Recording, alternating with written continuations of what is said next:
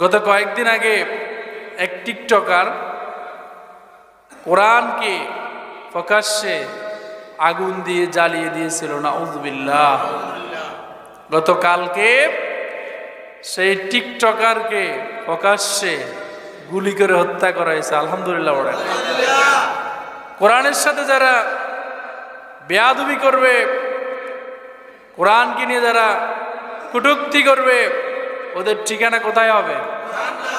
আমরা বলেছি, আমাদের কোরআনে হাত দিয়ে তুমি আমাদের হৃদয়ে আঘাত করেছ, এবার যাও জাহান্নামে গিয়ে মজা বুঝো জাহান্নাম কি জিনিস, ঠিক না?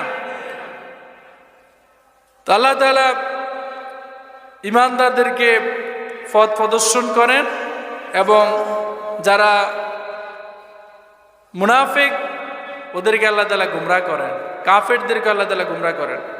ওমা ইউদিল্লু বিহি ইল্লাল ফাসিকিন, আল্লাহ তাআলা শুধুমাত্র ফাসিকদেরকেই গুমরাহ করেন।